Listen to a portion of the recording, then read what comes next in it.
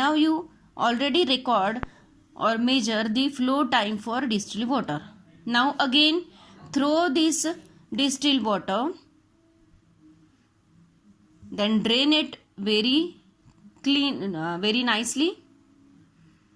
Then now add the actual liquid which viscosity we have to measure. So with the help of pipette we will take ethanol and fill it from this end up to, by the same method or by same measures, that we fill the bulb number 2 up to 3/4 of the capacity of that bulb. Then from the second end we suck that ethanol above the mark A. We hold it with the help of pinch clip. Then we arrange our stopwatch. Then we release this pinch clip so that liquid level starts going down. When it reaches to mark A, we start our stopwatch, and when it reaches to B, we stop the stopwatch. So the whatever time is shown by that stopwatch is a flow time for liquid, that is for ethanol. So that is T2. So this is a first reading for T2. Again, you are now measuring all these flow time in minute, but you have to convert in seconds and write down in seconds only. This is our first reading for flow time of ethanol. Again repeat the same procedure twice.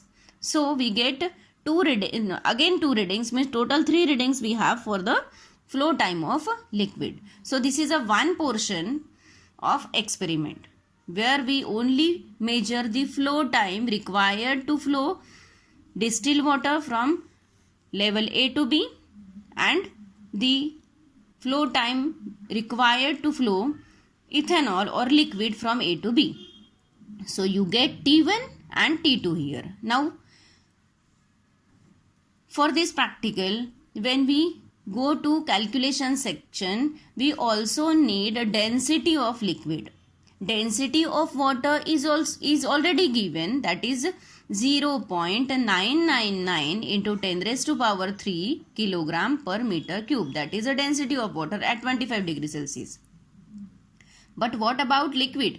I am telling you that it is ethanol, but it is not necessary that in practical we told you we give any liquid to you, and so you may not be known the density of that liquid. So you have to find out the density first, and for that we have one formula.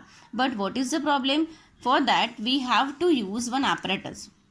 There are two methods to measure or to calculate or to determine the density of liquid. One is Hayes apparatus and another one is by using density bottle. In our lab we use generally Hayes apparatus. Now what is this Hayes apparatus? How it looks? So you can see that this is a Hayes apparatus. Here it is also a tube, two tube you can see here, and it then ultimately attached to the another tube. So we can say that this is a limb 1, this is limb 2, और ये connect जहाँ हो रहा है that is limb 3. So हम क्या करेंगे, हम एक ट्यूब का एंड जहाँ पे हमने जो लिक्विड लिया है जिसका हमें विस्कोसिटी डिटरमिन करना था, है ना, अब जिसकी हम डेंसिटी निकालेंगे उसे हम डीप कर देंगे. इस एंड को इस बीकर में हमने डीप किया जिसमें लिक्विड है, और दूसरा जो एंड है उसे हम डीप करेंगे जिसमें डिस्टिल वाटर है. ठीक है, और यहाँ पे थर्ड जो लिम्ब है यहाँ पे भी रहेगा एक रबर ट्यूबिंग, और यहाँ पे रहेगा एक pinch clip. Sorry, it is not here, it is here. So it is a pinch clip, और यह सिंपल ट्यूब है. अब हमें क्या करना है, हम यहाँ से लिक्विड को सक करेंगे. जैसे ही हम यहाँ से लिक्विड सक करेंगे तो ऑब्वियसली दोनों बीकर से दोनों लिम्ब पे वो लेवल इंक्रीज होगा. है ना। तो हमें उसे धीरे धीरे सक करना है, so that both the liquid should not mix here. वो यहाँ पे नहीं आने चाहिए, दोनों मिक्स नहीं होने चाहिए, अदरवाइज ये पूरा खराब हो जाएगा सोल्यूशन, हमें एग्जैक्टली उसकी हाइट नहीं मिलेगी। सो हम इसे धीरे धीरे सक करेंगे from this and by using rubber tube, और हम इसे पिंच क्लिप से, जैसे यहाँ तक कहीं भी कौन से भी लेवल पे आता है वो, हम इसे होल्ड कर देंगे। हम इसे क्लिप को टाइट कर देंगे, टाइट करते हैं तो लेवल होल्ड हो जाएगी, वहीं पे रुक जाएगी। अब हमें क्या करना है, इसके पीछे हम स्केल लगा के रखते हैं। तो हमें देखना है कि ये हाइट कितने सेंटीमीटर तक बढ़ी है। अगर हम मानते हैं कि ये 16 सेंटीमीटर आ रहा है, और हम देख रहे हैं कि डिस्टिल्ड वाटर से ज़्यादा हाइट किसकी होती है, लिक्विड की, इथेनॉल की होती है, तो मान लेते हैं कि ये 17 सेंटीमीटर है। तो ये जो वाटर की हाइट है उसे हम बोलते हैं H1, और जो लिक्विड की हाइट है उसे हम बोलेंगे H2।